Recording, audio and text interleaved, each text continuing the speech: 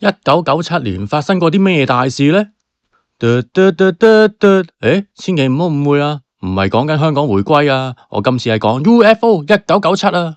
大家諗起 UFO 墜毀事件都會諗起羅茲威爾啊或者美國本土嘅，但係有冇諗過喺1997年，即係香港回歸嗰一年啊，喺南美洲秘魯入邊發生一單好震撼、好恐怖嘅美軍外星人收屍事件，直接顛覆咗我哋對 UFO 嘅認知。如果大家對神秘學啊、UFO 啊，或者係潮流熱話、潮流開箱、飲食娛樂分享等等，就記得 subscribe 我嘅 channel 啦。睇片嘅同時，請訂閱、讚好、分享，多多支持下，我會好感激大家噶，多謝！歡迎嚟到蝙蝠俠的異想世界啊！我係布斯啊，等我同大家一齊朝看 UFO 啦。今日同大家講嘅呢個故事呢，可能係近年 UFO 回收史上面最令人毛骨悚然，但係同時證據鏈呢又最吻合嘅一單外星人目擊事件。大家試想象下，如果你係一個美國海軍陸戰隊，有一日你突然被派去秘魯嘅原始森林入邊執行任務，你可能以為捉普通嘅毒販或者巡邏啦，點知去到現場，你見到一架好似蛋形咁嘅未知飛船，兜頭撞落去懸崖度。飛船仲要破爛咁樣，流出一啲好似青色嘅啫喱狀、帶有腐蝕性嘅又似金屬嘅液體。而最恐怖嘅係喺隻飛船爛咗嗰個位，仲生出一隻怪手出嚟啊！隻手啊得4隻手指添噶。下一秒呢，你個腦啊好似俾人控制住咁，突然之間收到一啲外星生物對你發出嘅靈魂呼喊，叫你救佢啊！嗱，如果呢件事係真嘅話，你會選擇講出嚟，定係收埋佢一世呢？今日我哋講嘅主角就係，都係姓韋嘅 Jonathan 韋金特，佢就係因為講咗呢個秘密，結果被一班全身黑色衫嘅神秘部隊關押喺地底折磨咗足足2日啊！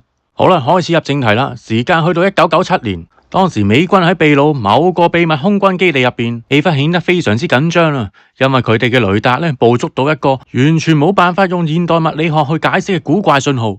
雷達就顯示有一個不明飛行物體從太空直接飛入大氣層，佢嘅速度有幾快呢？大概有10倍音速咁快，即係每小時成萬幾公里噶。當時世界上冇任何一架人類飛機係可以達到呢個速度噶，更加唔好話控制佢啊！但係真正嚇到呢班人目定口呆嘅，唔止係速度啊，而係呢個物體嘅行蹤啊！呢個未知物體以10倍音速嘅速度飛入大氣層，完全冇減速之下，做出一個近乎180度嘅原地大轉彎。大家試諗下，平時我哋喺套路講飛車，時速100咁樣掉頭啊，都會反車啦。佢仲要用咁嘅速度掉頭啊！哇，嗰種向心力同 G 力啊！如果係人類喺入邊嘅話，一早變成肉醬啦。基地嘅雷達突然響起警報，顯示有個速度極快、軌跡好詭異嘅飛行物突然之間入咗秘魯嘅領空，軍方就誤以為係毒販集團嘅飛機，就即刻開火啦。嗱，咪住先，唔好意思，要停一停啊！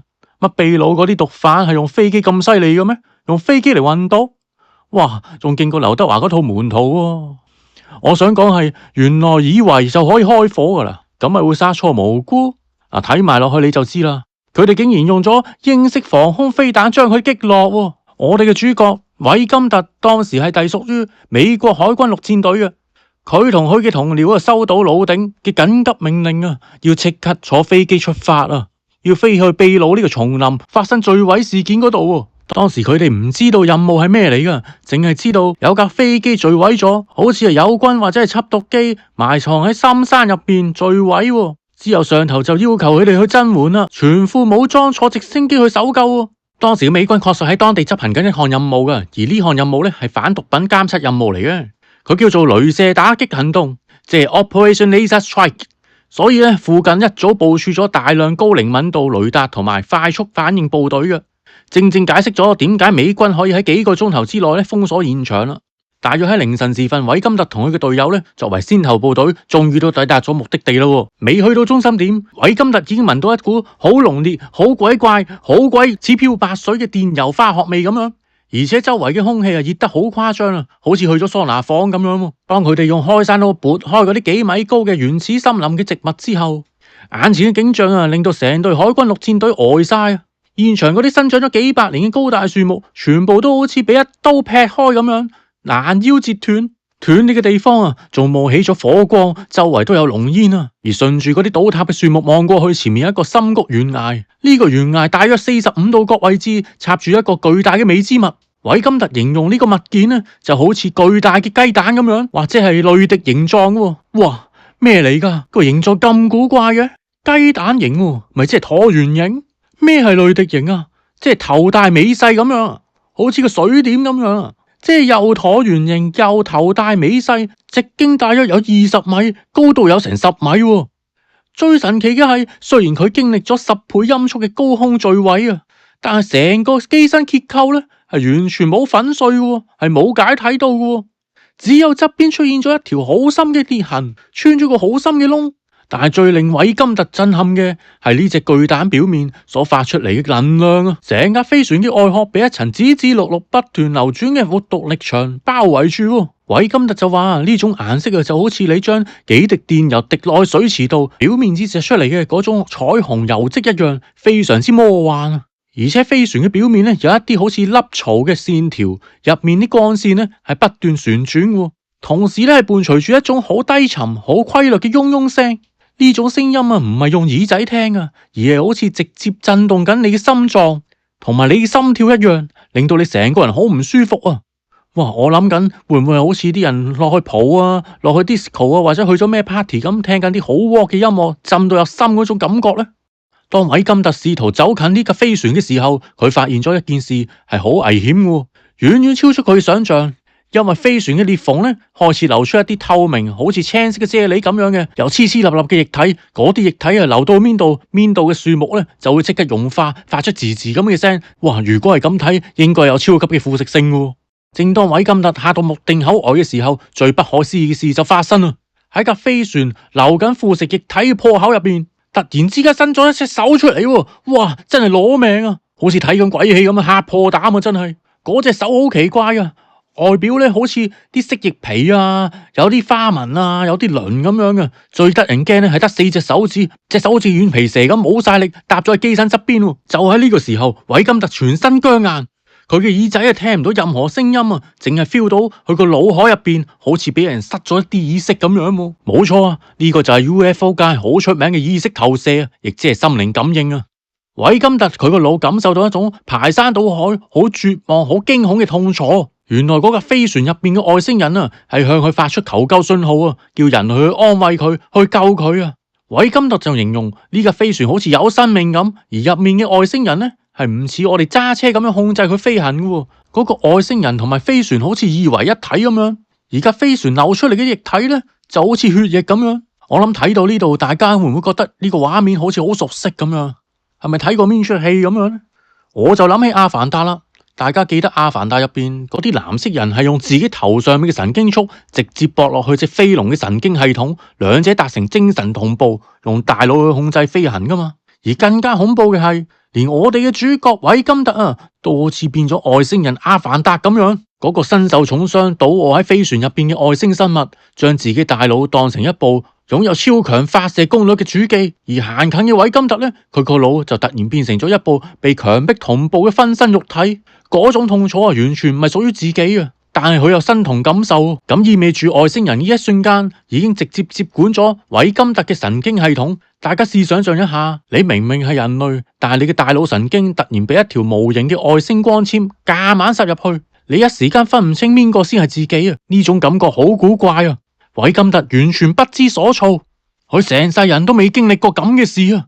就喺韋金特不知所措嘅時候，都唔知下一步要做咩，有一班黑衣人喺遠處衝過嚟，佢哋成班都攞住槍。呢班人啊，上下都全身黑色，着住啲好似戰術套裝裝備咁樣，身上一個軍階，一個徽章，甚至係連美軍嘅名牌都冇，即係冇埋委任證。連委任證都冇。總之呢個就好神秘啦，一定係進行緊啲秘密任務啦。冇錯啊，呢班就係 UFO 界陰謀論入邊最常出現嘅黑衣人。其實咪就係被風趣幽默化、喜劇化咗嘅 Man in Black， 即係黑超特警組啊！佢哋啊話咁快就制服咗韋金特成班人咯！哇，咁勁，成支美軍軍隊都俾佢制服咗，似乎呢班黑衣人都比呢班美軍高一班，一槍都唔使開就制服咗佢哋。或者係應該形容為手法好純熟，好似好有經驗咁，而且好似喺呢度埋伏咗一陣咁。過咗冇幾耐咧，天上面就傳來直升機聲咯，上面掉咗一班着住特種生化防護衣嘅專業人員落咗嚟。韋金特留意到啦，呢班生化人員呢，佢啲制服上邊係印咗3個英文字母噶，分別係 DOE， 即係 Department of Energy 美國能源部。冇錯啊，就係美國能源部核能緊急支援小組。呢班工作人員手持各種奇怪嘅儀器，開始包圍住呢個巨彈飛船，將成架飛船連埋入邊嘅外星人直接封箱吊走。而韋金特呢班目擊者呢，佢哋就當場被呢班黑衣人踏上孖葉，戴上頭套，分開幾架直升機載走。韋金特就係咁樣去咗秘魯當地一個地下基地，經歷咗人生最黑暗嘅2日。過咗冇幾耐，韋金特嘅頭套俾人揭開咗啦。原來佢被困咗一間黑房入邊，冇嘢食冇水飲。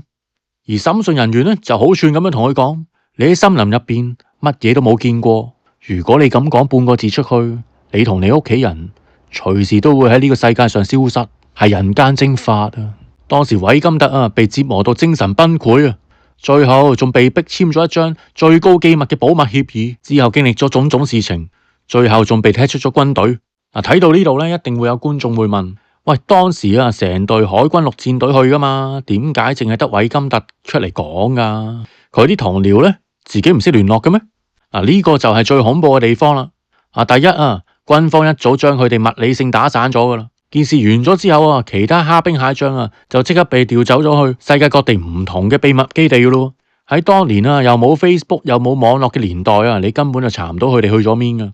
仲有呢班黑衣人恐嚇過佢哋噶嘛，仲用佢屋企人嚟要挾佢哋喎。如果你係當日其中一個兵仔，你退咗役、結咗婚、生咗仔，你敢唔敢出嚟再講 UFO？ 你未必敢啦。加上韋金特嘅通訊長年被監視監聽，如果大家互相唔聯絡當對方死咗，呢啲先至係好兄弟噶嘛，咁先至係對屋企人最安全嘅做法。喂，既然講到呢單嘢咁大鑊，點解美國政府唔一槍巴咗韋金特呢？佢哋最叻耍手段噶嘛，完全唔需要消滅你肉體，淨係摧毀你精神，等全世界都當你傻仔咁就夠啦。韋金特就爆料話佢頂唔順，長期俾人監視住，自己退役之後生活就變成一場噩夢。佢經常發現自己屋企附近係泊咗一啲冇掛車牌嘅全黑色嘅車，每次佢出門呢啲車都會尾隨佢。佢去到餐廳食嘢呢，轉個頭呢就會見到啲陌生人眼金金咁望住佢。喂，佢都接受過訓練噶嘛，佢都當過兵，佢識啲嘢噶嘛，佢就係知道咁樣根本就係長期俾人夾住，而且佢半夜3間電話都會響起，對方又唔講嘢喎，十足十而家嗰啲詐騙電話咁樣，或者係 check 下你屋企人喺唔喺度，但係講緊係20幾30年前喎。軍方只要喺你官方嘅 file 上面做少少手腳，加啲污點落去，你成世都衝唔過呢個大公司嘅背景審查，根本就揾唔到啲咩好嘅工作。佢最多大半世人都做呢個司機嘅啫，都係揸貨車嘅啫。所以話政府呢係完全唔需要開槍殺佢，淨係做少少手腳，全個社會都自動孤立佢，咁就已經夠啦。好啦，講到咁勁，到底國際一線嘅 UFO 調查權威係點睇呢件事嘅呢？專家翻查記錄當時美軍呢喺當地執行緊反毒任務，部署咗大量英式防空飛彈。專家就話，但 UFO 當日唔係自己墜毀嘅，佢極大可能係被美軍防空飛彈直接打落嚟嘅。所以點解佢以10倍音速撞向懸崖都冇粉碎嘅呢？因為佢有活動力場保護噶嘛，但係力場俾飛彈炸穿咗，所以受到極大嘅震盪。專家又指出高度文明嘅活體飛船外殼係用咗半有機組織造成嘅，內部係需要高濃度液態人造細胞液嚟傳遞信息嘅，而且係仲要維持呢種能量同埋力場嘅。當飛船破裂，液體就會流出。當佢接觸到地球嘅原始森林環境呢，就會產生咗極強烈嘅放熱化學反應。喺人類眼中呢，就會變成將草木腐蝕融化經歷畫面。呢個4隻手指嘅外星人極可能係一個人工製造嘅生物電腦，大腦神經係直接跟呢個飛船融為一體。當飛船被炸開，流出所謂血液嗰陣，外星人嘅大腦係同步經歷緊巨大痛苦。所以韋金特當時接收到嗰種好痛苦救我嗰種畫面呢，其實唔係外星人想對佢進行洗腦嘅，而係呢個外星生物喺瀕死之前，大腦神經信號產生咗錯誤，將個龐大意識傳咗去韋金特嗰度，所以搞到韋金特好似精神錯亂咁樣。但係其實呢件事有冇疑點嘅呢？有人就認為如果雷達話佢有10倍音速撞落嚟嘅話，咁應該好似隕石撞地球咁樣嘅。但係事發現場呢又冇巨大嘅深坑，淨係話啲樹斷咗嘅啫。呢件事嘅吹水成分都幾高嘅。呢20幾年嚟，由始至終，全美軍只有佢一個企出嚟講呢件事。唔通真係每一個同袍都咁怕死咩？嗱，呢件事咧係97年發生嘅。剛才咪提到有黑衣人嘅，咪話佢嘅原身咧係 Man in Black 黑超特警組嘅。大家記唔記得呢出戲係幾多年出噶？咁啱又係97年喎。呢個韋金特係咪睇咗 Man in Black 所以作出嚟啊？咦，咁樣睇落成單嘢好似假咁，好似吹水喎。但係有一單嘢咧，一定要同大家講嘅。件事喺1997年發生嘅，而家韋金特咧第一次爆料嘅時候咧係2000年左右，佢仲言之鑿鑿咁樣指出，接管現場嘅係美國能源部 DOE， 當時全美國人都笑佢啊，話回收 UFO 點解會關 DOE 事啊？ DOE 係當年咧俾人嘅印象咧只係管轄電廠嘅能源部嚟嘅啫。點知20幾年之後，2023年啊，美國國會搞咗個 UFO 聽證會，提出咗不明異常現象披露法案。法案入邊特別點名啊，係要求全面徹查嘅重點部門，竟然就係美國能源部 DOE 啊！原來啊，根據1954年嘅美國原子能法案，能源部係擁有最高保密權，只要涉及未知能量，佢哋就可以合法打包隱瞞。連美國總統啊都冇權強制解密噶。一個普普通通揸貨車嘅司機，20幾年前如果真係吹水嘅話，佢點可以咁精準預言到今日嘅政府最高機密運作嘅模式嘅呢？各位觀眾睇到呢度，你哋又點睇啊？呢單嘢，一單20幾年前俾人當笑話嘅笑料，去到今日竟然變成咗一單冇辦法反駁嘅政治陰謀。呢件事件嘅 UFO 仲要係顛覆咗我哋嘅印象，會流血嘅 UFO。你話奇唔奇怪啦？歡迎大家理性討論下呢件事啊！中意呢條片嘅記得俾 like、訂閱我、share 埋俾你身邊嘅人，希望大家繼續支持我。唔中意呢條片嘅，請你下次都俾機會我。多謝咁多位收睇啊！我哋下次見啦，拜拜。